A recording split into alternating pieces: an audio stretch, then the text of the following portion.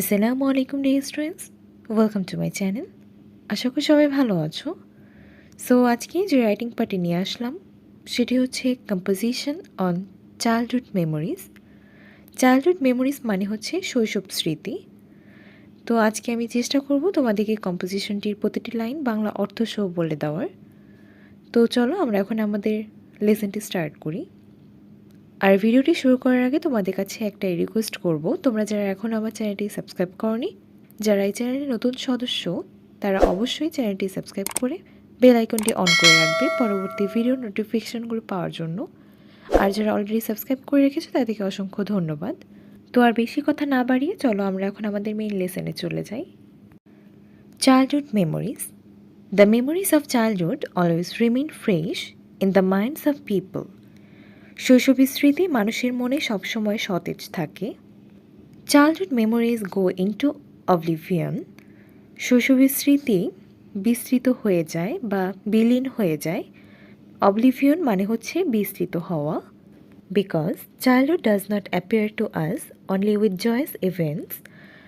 কারণ হচ্ছে শৈশব আমাদের কাছে কেবল আনন্দের ঘটনাই দেখায় না, and appears with some sorrowful events to us, এবং কিছু দুঃখের ঘটনাও আমাদের কাছে নিয়ে উপস্থিত হয়। মানে বোঝাতে চাচ্ছে যে শৈশবের স্মৃতি আমাদের কাছে আনন্দের ঘটনা নিয়ে আসার সাথে সাথেও দুঃখের ঘটনাও নিয়ে আসে।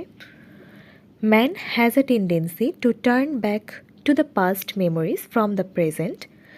মানুষের বর্তমান থেকে অতীত স্মৃতিতে ফিরে যাওয়ার প্রবণতা রয়েছে। টেন্ডেন্সি মানে হচ্ছে প্রবণতা। There is a saying that the lost days were better days. একটি কথা আছে যে হারানো দিনগুলো ছিল ভালো দিন। My childhood has like a passion. আমার শৈশব ছিল একটি আবেগের মতো। প্যাশন বলতে আবেগকে বোঝানো হয়েছে। Whenever I am sick of the present I try to get relief in the past days of my childhood. যখনই আমি বর্তমান হতে অসুস্থ বোধ করি তখনই আমি অতীতের শৈশবের দিনগুলোতে ফিরে যেতে স্বস্তি পাওয়ার চেষ্টা করি। এরপরে দেখো, I was born in the village Majhina under Narayanganj district. Narayanganj জেলার মাঝিনা গ্রামে আমার জন্ম। The river Shitalakshya now third the district and just at the east side of our village. Shitalakshya নদী এখন আমাদের জেলার তৃতীয় এবং আমাদের গ্রামের এটি পূর্ব দিকে। In all the seasons this river was A sounds pleasure for me and my friends. সমস্ত ঋতুতে এই নদীর শব্দ আমার এবং আমার বন্ধুদের জন্য একটি আনন্দের ছিল। We played together on the bank of this river. আমরা এই নদীর তীরে একসাথে খেলতাম। উই ইউজ টু র on the river and jump into it and swim in it. নদীর তীরে আমরা সারি বেঁধে তাতে ঝাঁপ দিতাম এবং সাঁতার কাটতাম। দ্য ভিলেজ মক্তব ওয়াজ another interesting place in my childhood.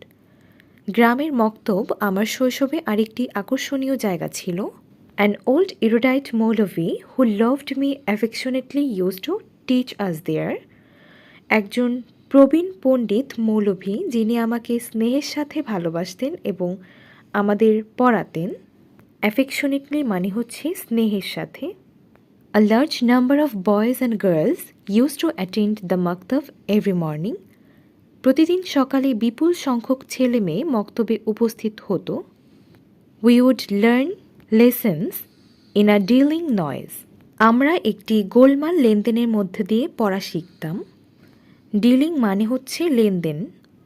Many interesting incidents would happen when we attended the maktab. আমরা মক্তবে উপস্থিত হলে অনেক মজার ঘটনা ঘটত। When the school bell rang for break. ছুটির জন্য স্কুলের ঘণ্টা বেজে উঠলে। We use to run in groups and wandered over the green land before returning home. আমরা দল বেঁধে দৌড়াতাম এবং বাড়ি ফেরার আগে সবুজ জমিতে ঘুরে বেড়াতাম। We stole fruits from trees that belonged to others. আমরা অন্যের গাছ থেকে ফল চুরি করেছি। Sometimes we would forget to eat our mid day meals. মাঝে মাঝে আমরা দুপুরের খাবার খেতে ভুলে যেতাম। There was a bush near our school, আমাদের স্কুলের কাছে একটি ঝোপ ছিল। বুশ বলতে আর কি ঝোপঝাড়কে বোঝানো হয়েছে। We always searched for birds there and if found we would steal them. আমরা সব সময় সেখানে পাখি খুঁজতাম এবং পাওয়া গেলে তা চুরি করতাম।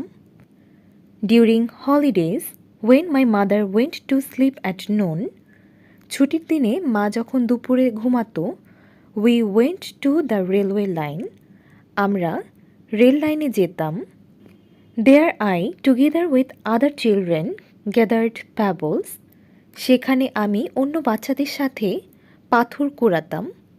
However, my mind is filled with joy when I recollect my sweet memories of childhood.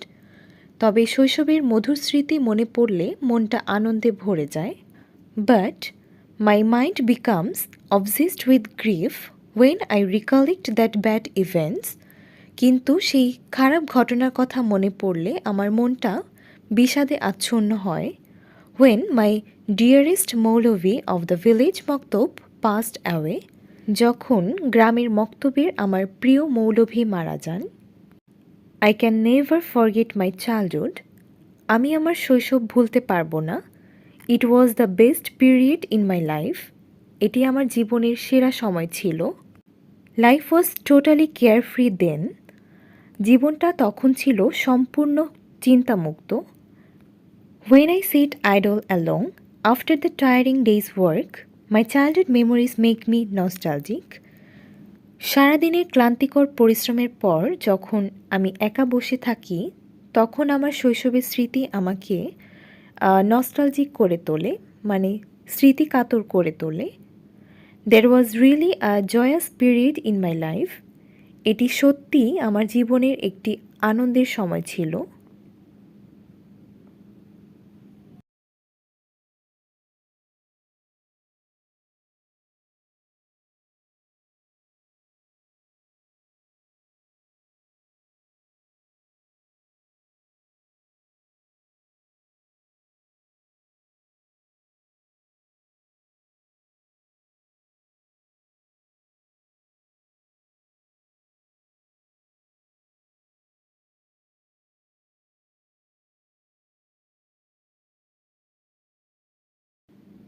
So that's the composition on childhood memories. তোমাদেরকে আমি বাংলা অর্থসহ বলে দেওয়ার চেষ্টা করেছি। I hope you all understand my lesson. তো আজকে এ পর্যন্তই, তোমাদের সাথে আবার দেখা হচ্ছে নেক্সট ভিডিওতে। সে পর্যন্ত সবাই ভালো থাকবে, সুস্থ থাকবে। সবাইকে আল্লাহ হাফিজ।